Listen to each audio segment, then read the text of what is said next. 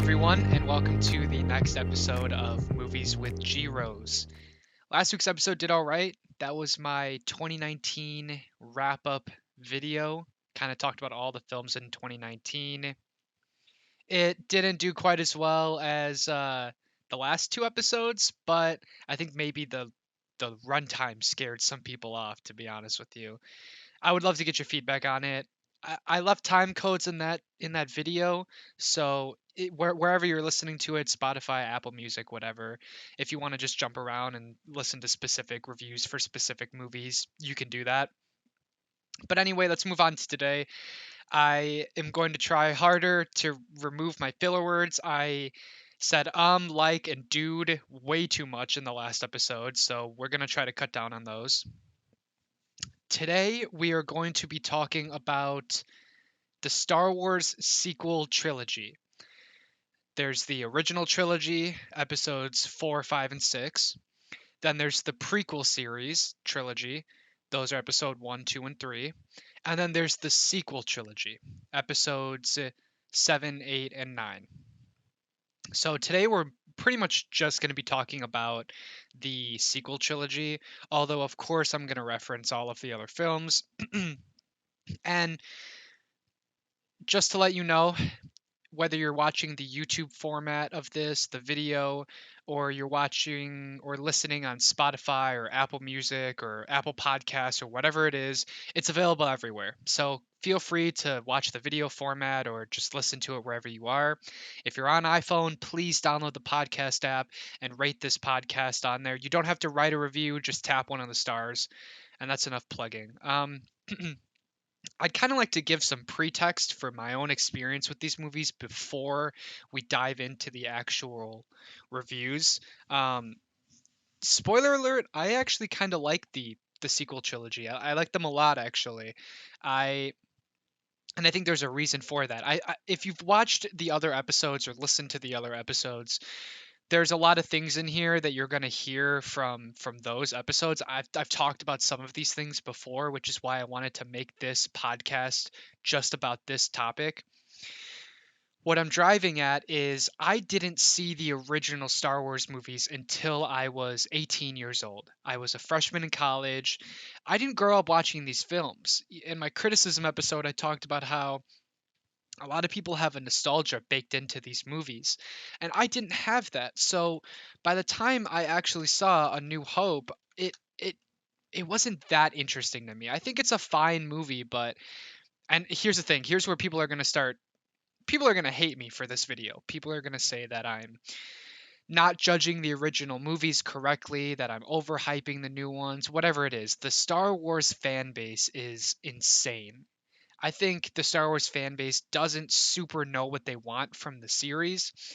I think personally, in my opinion, that fans of the original series have a lot of nostalgia baked into them, and kind of, I want to say they give it too much credit for being a story that it's not necessarily that heavily. Uh, I didn't put that right. What I'm trying to say is that I don't think the original films are all that deep. I think they deal with some deep issues and they handle them with a fair amount of grace. But at the end of the day, the original films are really just, a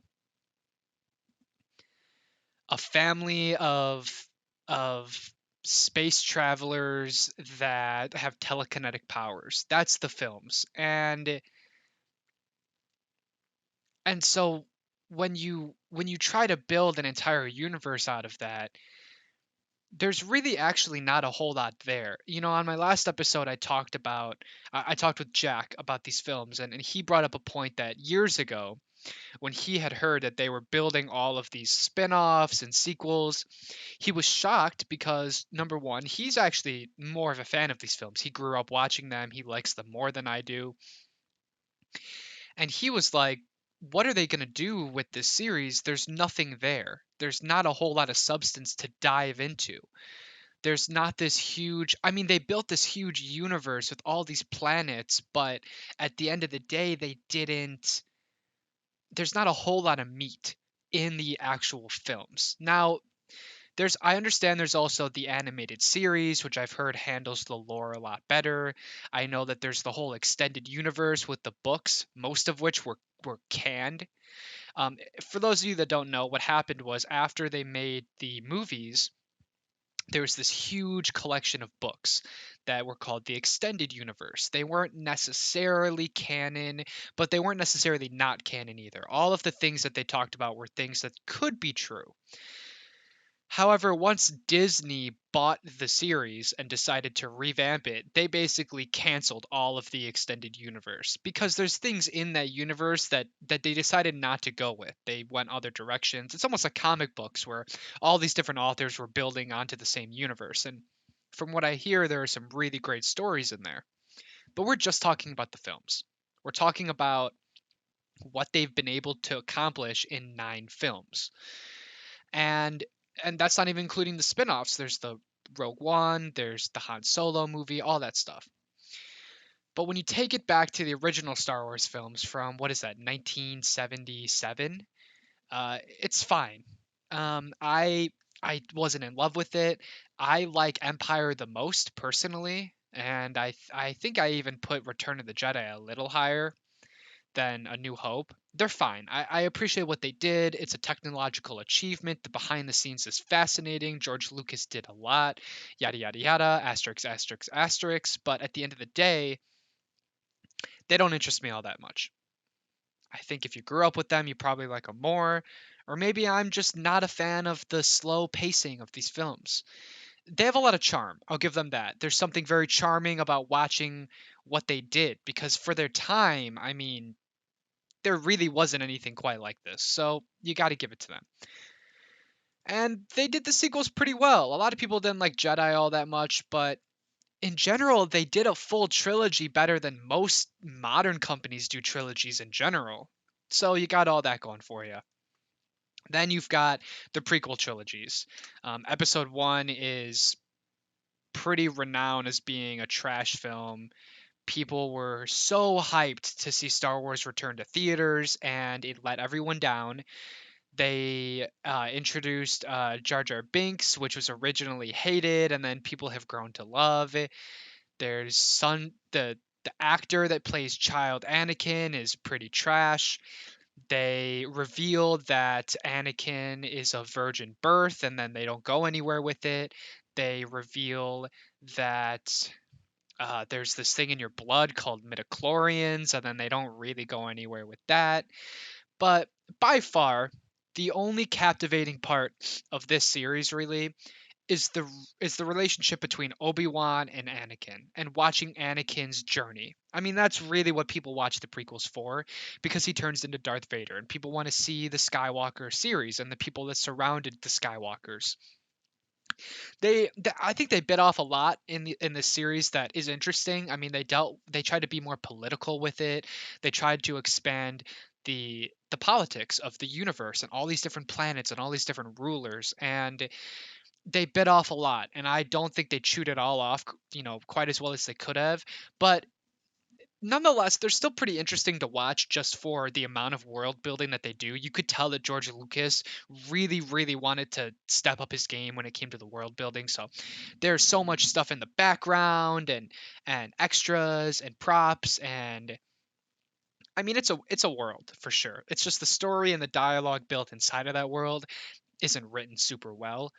Um, they they they also build on this idea a little bit that they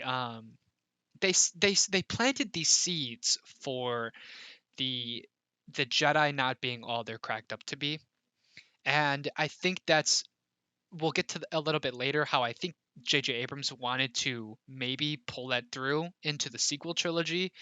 Um, that never really happened, to be honest, but there were definitely some seeds planted in this with Anakin struggling with staying in the light side, and when you watch these films you can tell that the Jedi Order didn't treat Anakin the way they should have. They didn't listen to his pleas. And at the end of the day, Anakin was seduced to the dark side because of the abilities and the freedoms that the dark side allowed him, that he felt he was being suppressed on the light side. And that's an interesting idea. It has roots in modern day religion, um, conservatism, I think. Maybe I'm reaching, but I do think that's an interesting concept that they could have dove into even more. But in the third episode, Anakin says it best himself. From my perspective, the Jedi are evil, and Ewan McGregor is amazing. Apparently, he's getting his own Obi-Wan show. That's completely confirmed. It got delayed a little bit, but it's still coming out on Disney Plus. So hopefully, that's good. That's really all I can say. I mean, these films I watched like a couple years after I watched the original trilogy. I gave episode one a 3 out of 10. Um, I gave episode, listen to me with my ums. I gave episode two a 5 out of 10. Actually, pretty decent. And I want to say I gave episode three the same rating. Yeah, 5 out of 10. So, not great by any means. Now, I've heard a lot of people that really love Revenge of the Sith episode 3 because of the lightsaber duel at the end. And that's fair. The ending to this movie is pretty great. The last like 20 minutes is pretty awesome.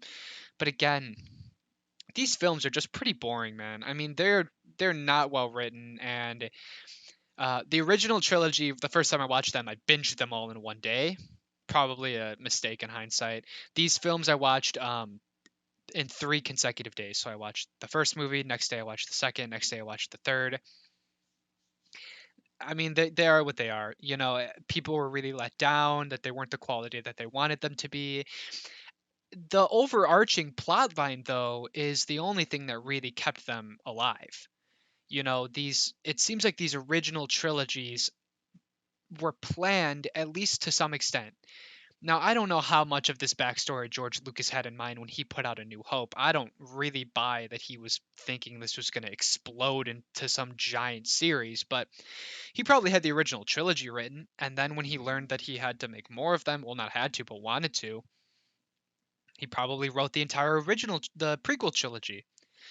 And I think any story is going to be elevated when you have the beginning, the middle, and the end written down first, and then you start creating the connective tissue. Like I talked about in my last video, that's what makes the MCU, the Marvel Cinematic Universe, so worth it. Because even when you watch a subpar Marvel film, there's still enough seeds in there that you can tell it's leading to something. There's always something in there that's leading to the next film and builds off of the last film. Some people might think that's cheap, but I think it adds something. I think it at least lends credibility to the story and the value of the story.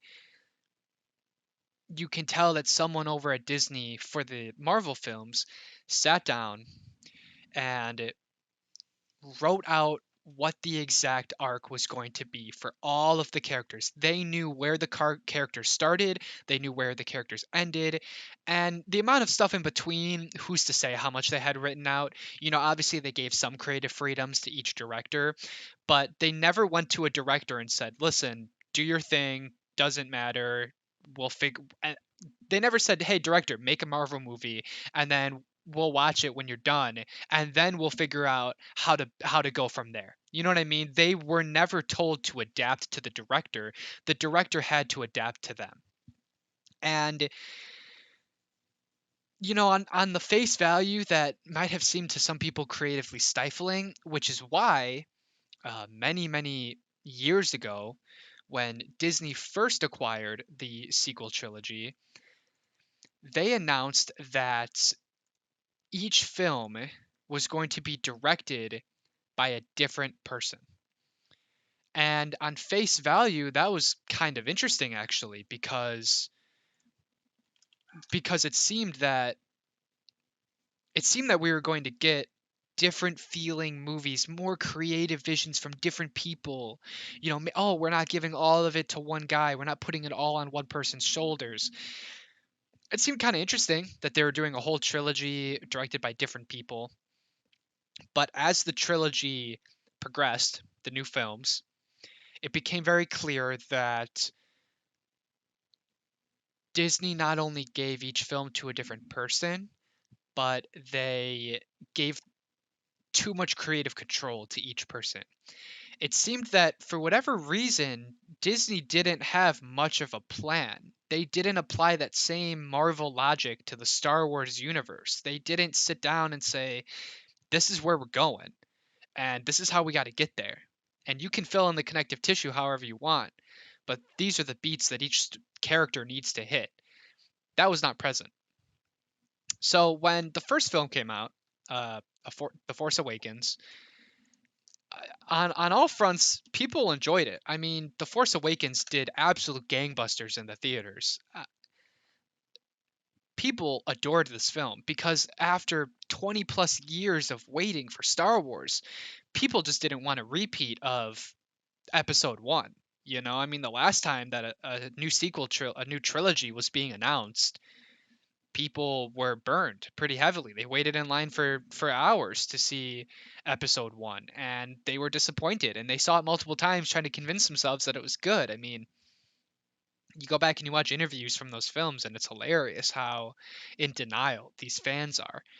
And I think there's some of that today as well. I think that for whatever reason, this fan base is so ingrained that the fans have a hard time reconciling what films they like and what they don't. I think there's a lot of groupthink happening for sure. A lot of groupthink. Like any fan base, I mean, the same thing happens with Marvel, but for whatever reason, Marvel pleases their fans way more often. Maybe it's because they lean into their fan service. Maybe it's because there's actual source material to go off of. And so when you abide by the source material, maybe you appease people more easily. With these new films, they're just going. There's nothing to base it off of. They're not basing off of the extended universe. They're not basing off of George Lucas's vision anymore.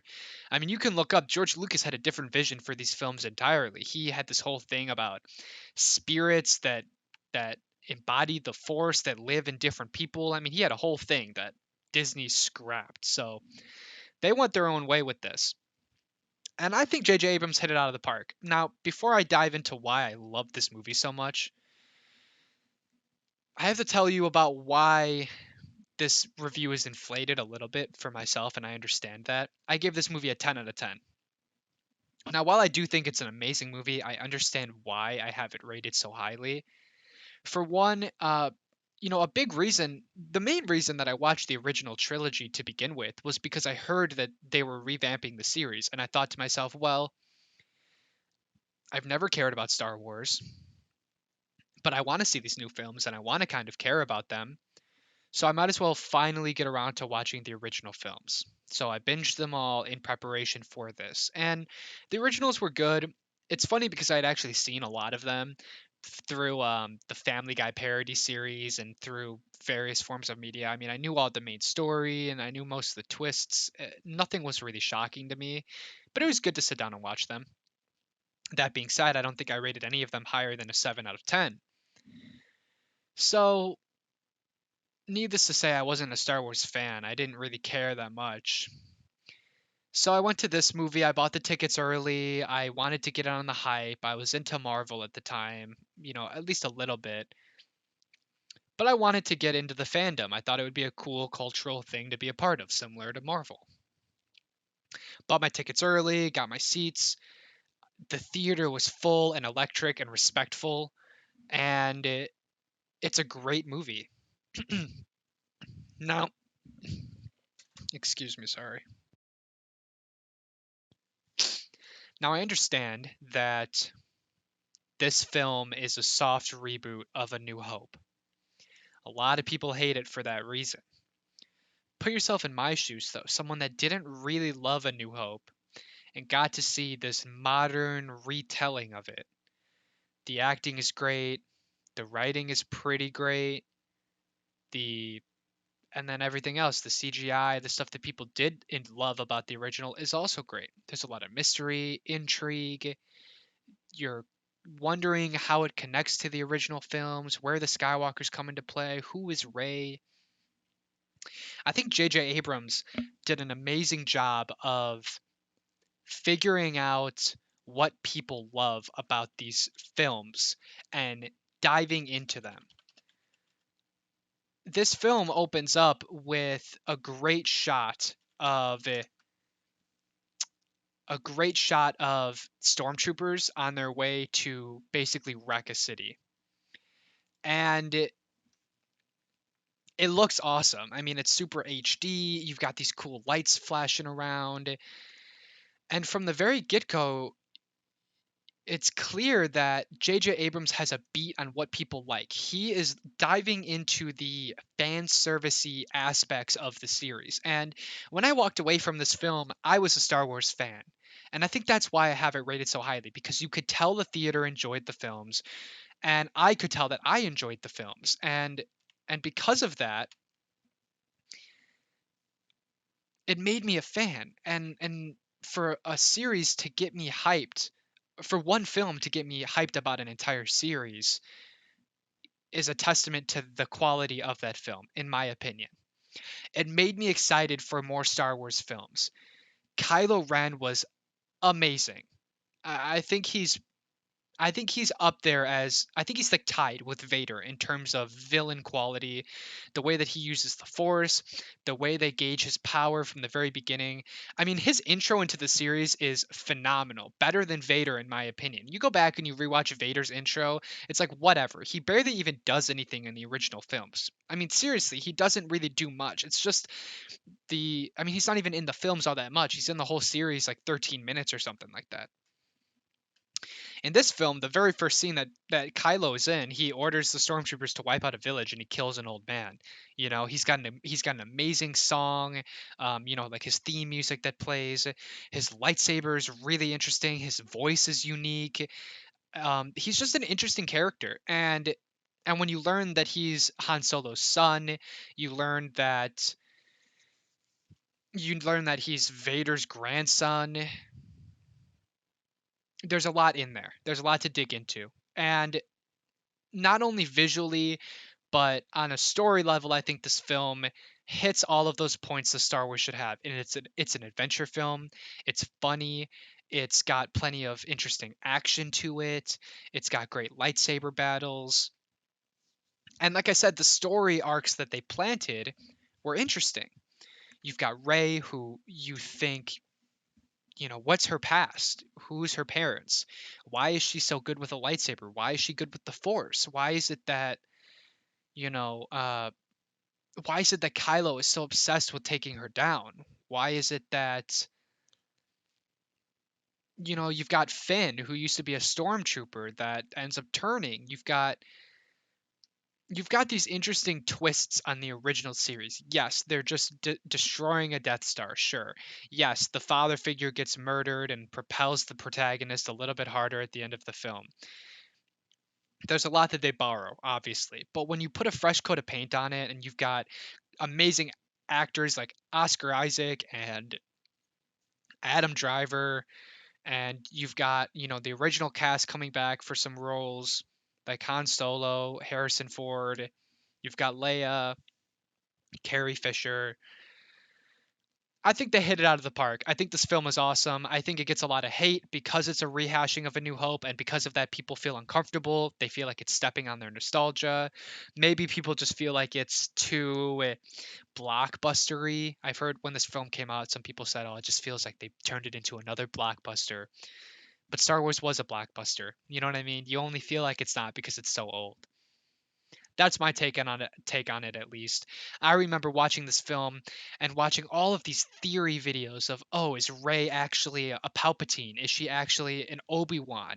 You know, did she actually have some history with Rey that I mean, did Rey and Kylo have some history that was wiped from her mind? Maybe she was trained by Luke and so was Kylo, and they're actually cousins or whatever. There's all of these like theories that come out of this, and there's that really trippy sequence that Rey has when she grabs Luke's lightsaber for the first time that lends credibility to some of these things. There's a scene that was cut from the film where Snoke is seducing Kylo in like a hallway, and that was kind of cut from the film, but it's in the book for it. So it revitalized my excitement for the series because I wanted to know what happened next. It ended on such an interesting moment. You know, Rey is finally going to dive into the light side. Kylo's even more angry than he was before. Han Solo died in a super cool way. I mean, all of those really interesting and powerful moments were given time to breathe. And I just think that J.J. Abrams has something there that he knows how to hit those moments. He knows how to do the fan service. He knows how to integrate visuals and audio into a story.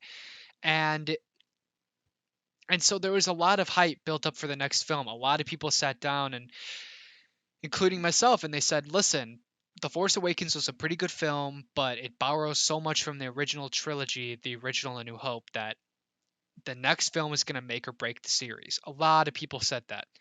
The next episode is going to make or break this trilogy. I think that's a fair thing to say. You know, if the sequel to that film, if to this film was a banger, you know that the last one's going to be a banger. And if it's not very good, it's going to make you nervous for the whole thing. And so Ryan Johnson was announced to be the director for the next film. I don't remember who the director for the third film was going to be, because around the time that The Force Awakens came out, Disney made a statement and said, "Listen, we have decided to replace the director for the third film with the same director as the first film, J.J. Abrams. But we're keeping Ryan Johnson as the director for the middle film." This is a lot. This worried people a lot. I mean, it's like when they announce that they're doing reshoots for a film. It's a similar thing where you don't want to hear that there's creative differences and doubt happening within the company and within the production team.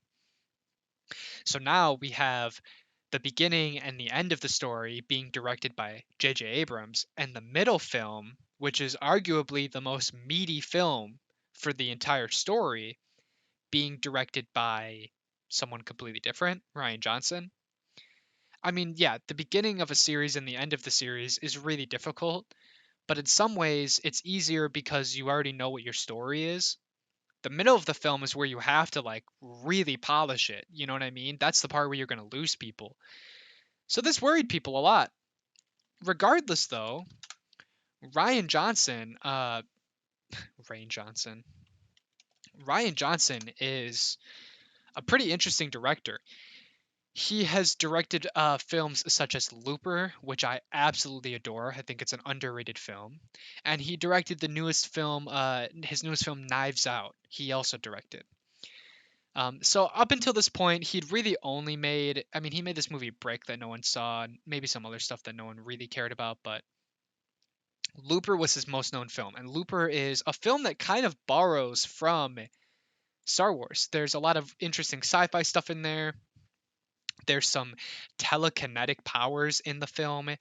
You can watch Looper and see how it could be like a gritty spin-off of something Star Wars related. It's got that like dystopian, uh, impoverished but modern futuristic technology feel to it.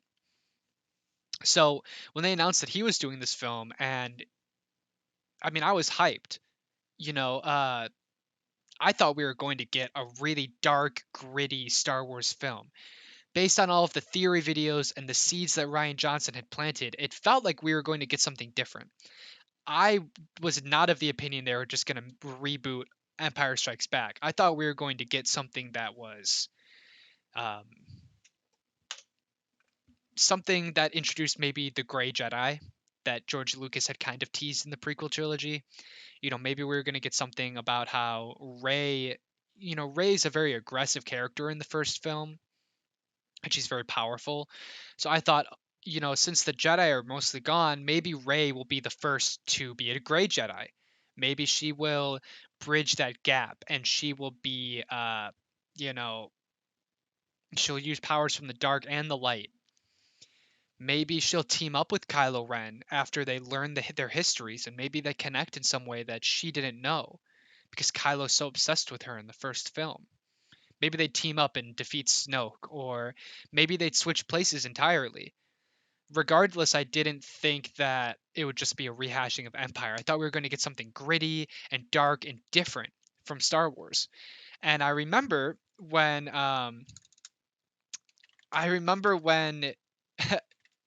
Star Wars: The Last Jedi I remember when they put out the first promo pic for this film, and the Star Wars font was written in red. Ooh. And people were like, oh, is this going to be a dark movie? Because the font is red. And I was one of those people. I was really hoping that we were going to get something different from the Star Wars series. Maybe they'd mature the films a little bit. Anyway, I was hyped, to say the least. With all the different theory videos and expectations, I was excited. And then the early reviews came out, and people didn't like the film all that much.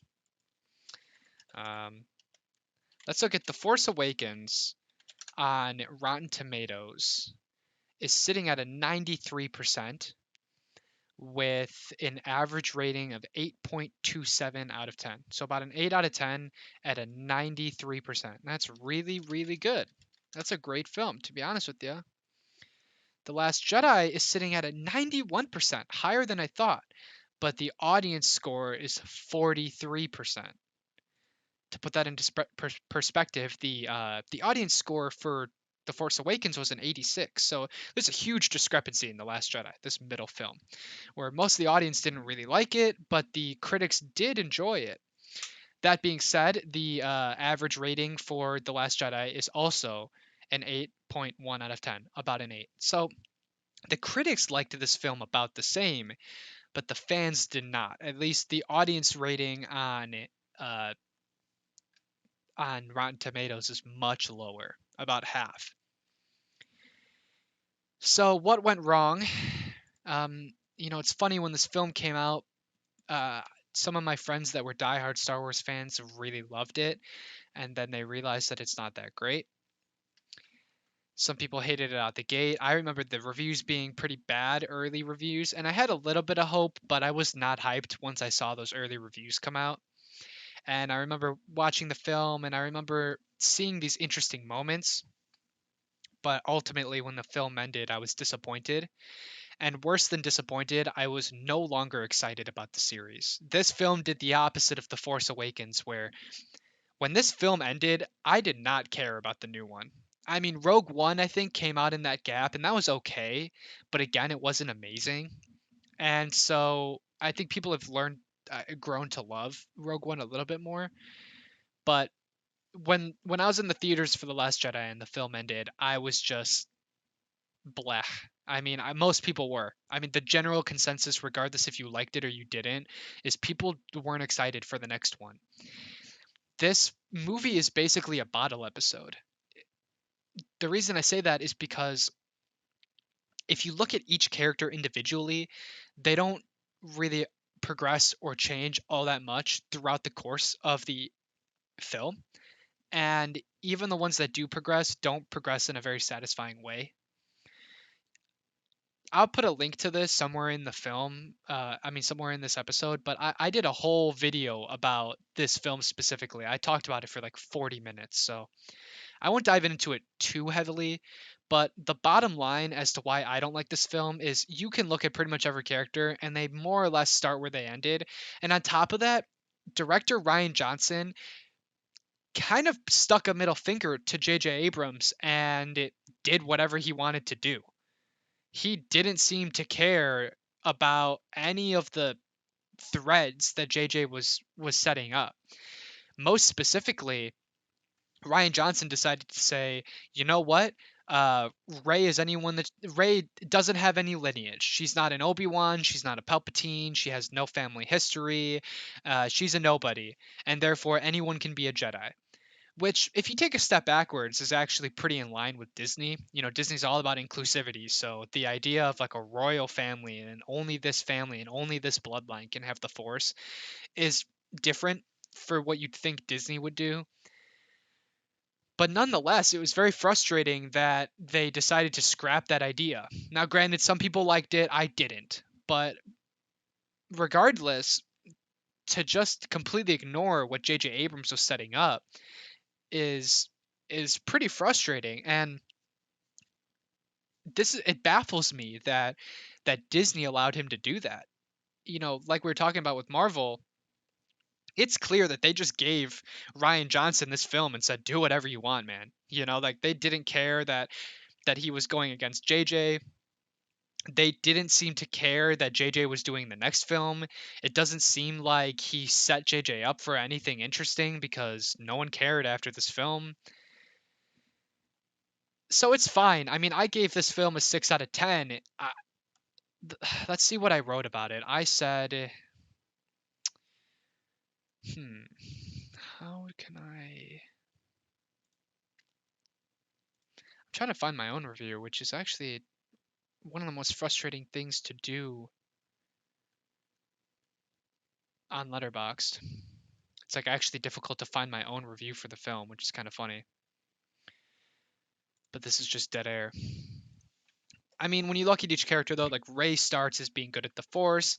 Luke pretty much refuses to train her. They make a joke out of Luke. The end of oh yeah, I forgot. The end of The Force Awakens is Rey goes, finds Luke Skywalker, gives him the lightsaber, and that's how the film ends on this super dramatic note of like they finally meet. And then this film, right off the bat, you can tell that Ryan Johnson is Mr. Subvert Your Expectations. All he cared about was, you know what? People are super hyped. We're going to do the opposite of fan service. We're going to subvert expectations. And that's cool and all, but it's not cool if you do it in a way that's unsatisfying. So, how does this film begin? They turn that dramatic, beautiful moment that the last film ended on, and they turn it into the butt of a joke. Luke Skywalker grabs the lightsaber and he chucks it over his shoulder and he walks away. And you can almost hear the laugh track playing in the background. It's like such a middle finger to J.J. Abrams, It's like right off the bat, he wanted to make it clear that this is, this ain't your mom's Star Wars story. You know what I mean? Like this is supposed to be. It's like he wanted it to be disjointed. He wanted it to be so disconnected, which is so weird for a trilogy. Anyway, you look at Rey, she barely gets trained and then she's still great at the Force at the end of the film. She has no meaningful arc in this film at all. Luke is kind of a joke of a character. He has an interesting backstory, but they don't explore it much. At the beginning of the film, he's almost non existent, and then by the end of the film, he's non existent. Snoke is this big villain that was hyped up and he gets murdered in this film, so it's like why did we care about him? Was he really such an amazing character? Yes, you could argue that, every single Star Wars story has the Sith always kills their master.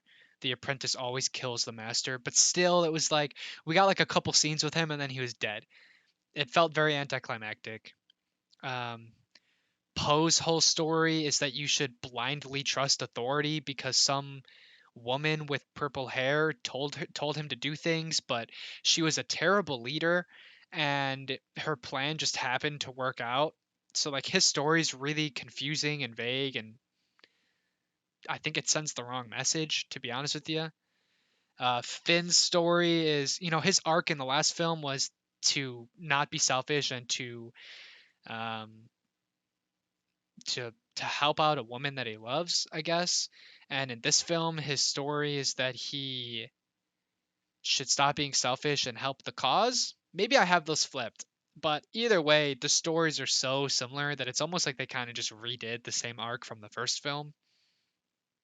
Then he has that weird side plot with Rose that no one cared about, and the whole thing with the casino planet, where like Disney was trying to bash on capitalism somehow, but it just felt ham-fisted. Um, Phasma gets murdered and still has no real story. I mean, she's like shoehorned into both films, and she really was just made to create action figures. It's Kylo's, even his story is like the best parts of the film are when Kylo and Rey are talking through the Force. And besides that, you've got a couple really interesting scenes. You've got the kamikaze scene that's like really, really cool. Probably the best in any Star Wars film. You've got the throne room scene, which is pretty dope. You've got the final battle with Luke and Kylo, which is pretty cool. But beyond that, this film is forgettable. It's a bottle episode. It doesn't build on anything that happened in the last film. In fact, it actively tries to throw them away. And it doesn't build towards anything in the future. This film ends and Kylo's still the bad guy leading the other bad guys, and Rey is still a good guy and uses the Force. I mean, nothing changed at all. So why are we supposed to care about what happens moving forward? Well, that takes us to Rise of Skywalker, which somehow was just as, if not more, polarizing than The Last Jedi. Most people hated this movie, man, and I don't understand it. I really don't. I went into this movie with the lowest of expectations, expecting it to be absolutely garbage, but I thought it was fine. I gave it a 7 out of 10. I mean, those of you that didn't like the Force Awakens probably won't like this film as much. Maybe I just really love J.J. Abrams' take on the universe. Maybe I love the fact that he leans into the fan service. Because Marvel is fan service the series, you know, so I didn't really mind when J.J. Abrams did it for this series. Yeah, I just don't get the hate. You know, it's funny because J.J. Abrams basically did the same thing that Ryan Johnson did, where he kind of stuck a middle finger to the previous film. You know, J.J. Abrams actively tried to go back on the things that Ryan Johnson changed, which is kind of funny. But beyond that, I feel that J.J. Abrams tried to address the issues that I feel he tried to address all of the issues from the last film and from the film before that that people criticized the series for. You know, and I talk about this a little bit in my last episode, the review episode, where I discussed this film a little bit with Jack. But there's all these little things like, okay, well, Snoke was killed off too early and was anticlimactic, so he has a line about how Palpatine actually created Snoke. Palpatine is the real villain. Okay, that helps it a little bit.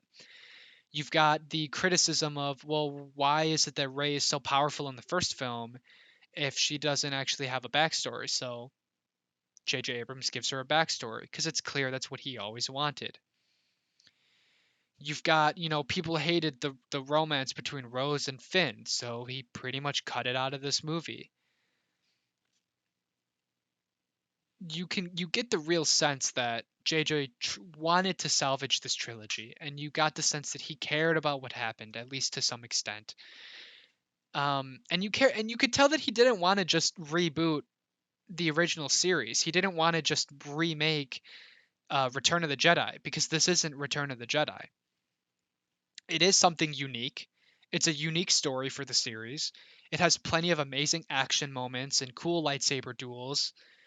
And my only real complaint with it is that it feels like he basically wanted to make two movies in one. It feels like this is the rushed version of the second and third film that he wanted to make. Because of that, there's aspects of this film that really hurt it. The first one being that constantly things are happening just to service the plot. You know, constantly things just conveniently work out, or you know, like it doesn't die on that ship just to give them an excuse to go rescue him, because they wanted to have this scene where Rey finds the room with the, you know, Vader helmet. So you could tell that that that he didn't have time to flesh out those beats quite as much. But the upside to it is that the film is constantly moving, so you don't get too bored in any one particular place. Some people might say that's a detriment to the film, so that's fair. I will say it's interesting the things that he decided to add about the Force, though. He added that the Jedi are able to heal people with the Force. That was very interesting. He expanded on the idea that Ryan Johnson made of this like connection that Kylo and Rey had through the Force, and he expanded on it with like items spilling over from each other's realities. That was really interesting.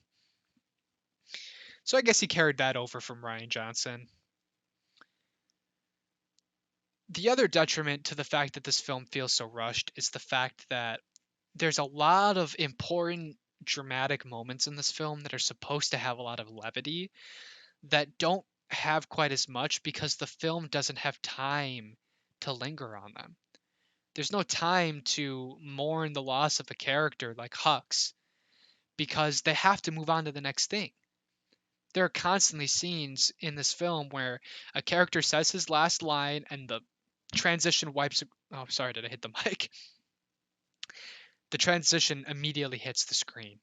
There's no time to linger at all. So we're constantly moving from one thing to the next. That being said, the scene where they revisit the Death Star was really cool. And there's that scene where Rey sees the evil version of herself, but again, like it feels like a fragment of a storyline that J.J. Abrams wasn't able to expand upon. Same with the flashback with Luke and Leia way back in the past. Really cool and interesting imagery, but again, it feels like a story plot that he didn't have time to dive into. Man, I wish we could have seen the whole trilogy from this guy because I really, really think he would have done some interesting things with it, but coulda, woulda, shoulda. I really like Kylo Ren's redemption arc, and I feel like he's the heart of this series. What did I say about this film? I'm gonna actually look up my review for it. Okay, so the action and lightsaber duels are sick. Lots of cool force jumping. Palpatine was super spooky. I really thought that he was I thought the atmosphere around him was like really, really interesting throughout the entire film, and I love that we meet him immediately. Like we immediately go with Kylo to find Palpatine. That's pretty interesting. C-3PO was hilarious throughout the entire film. Um, like he had a lot of really genuinely great moments, and it was cool that JJ clearly wanted to rope him back into the series and make him an interesting character again. I thought the comedy all around in this film was pretty solid. There are so many comedy moments in The Last Jedi that just did not land for me at all.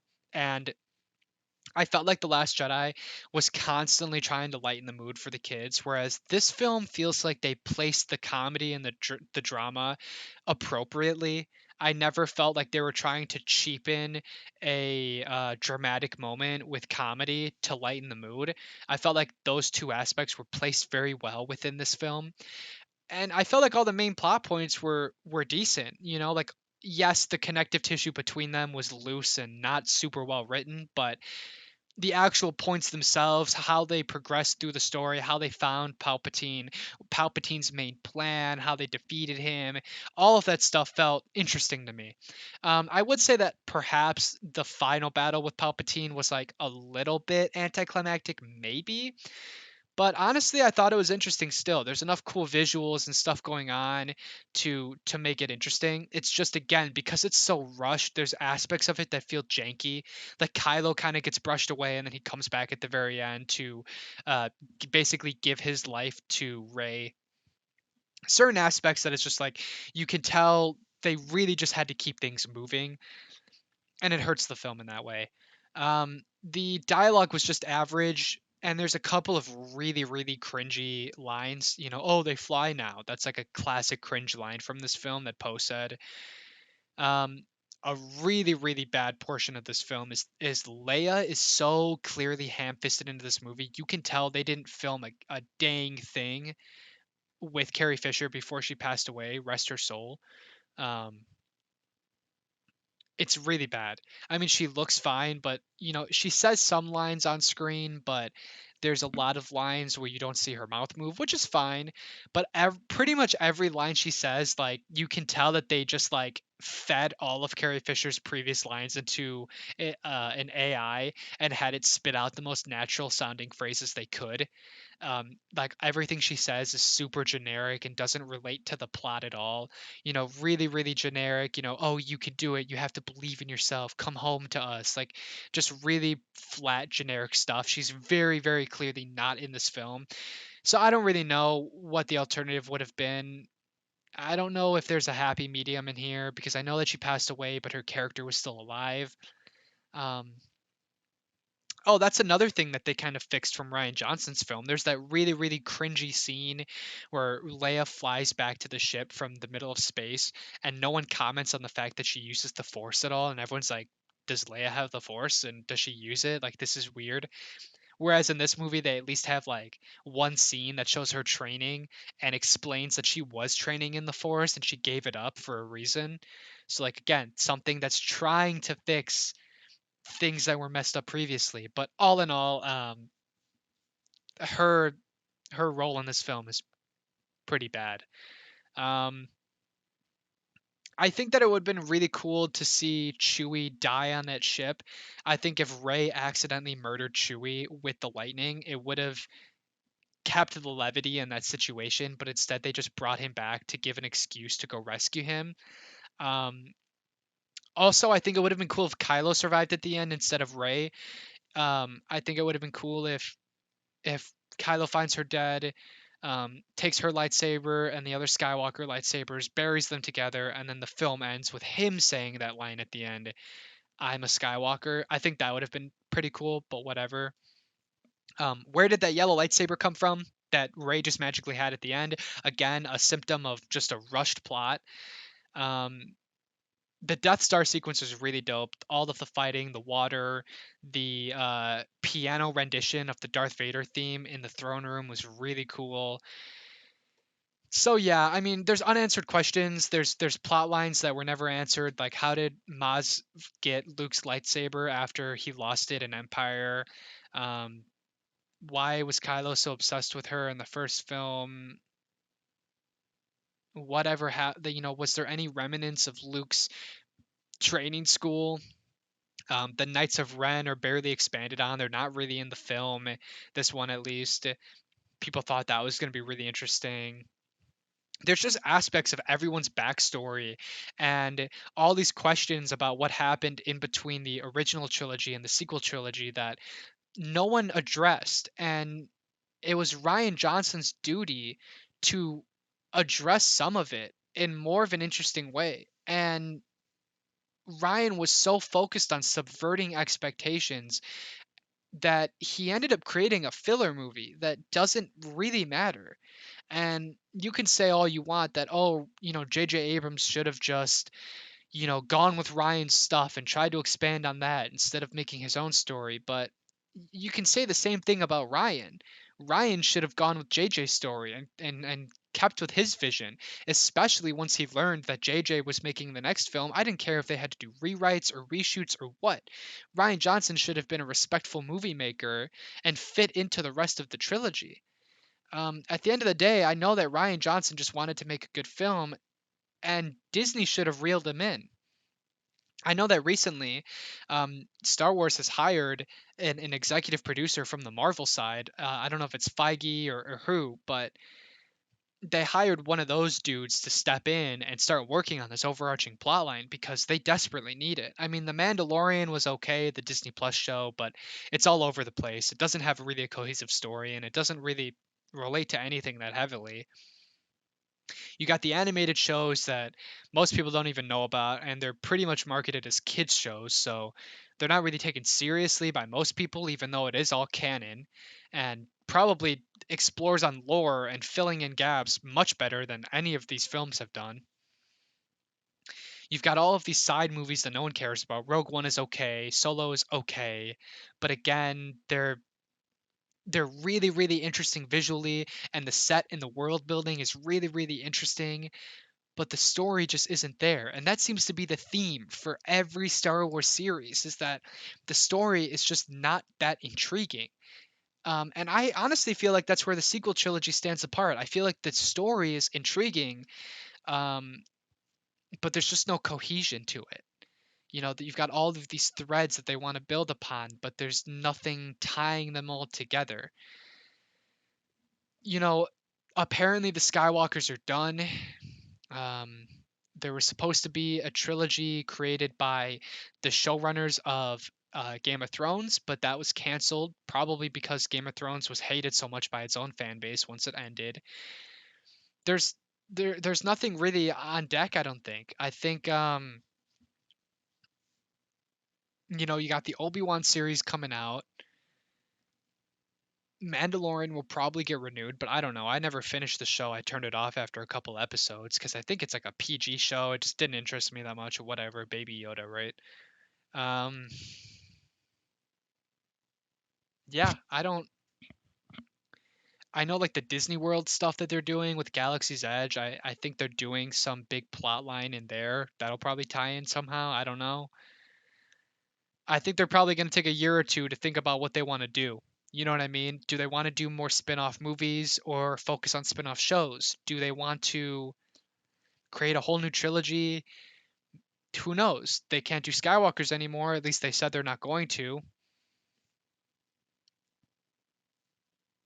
They have this giant IP that you know they can't waste, because they spent so much money on it.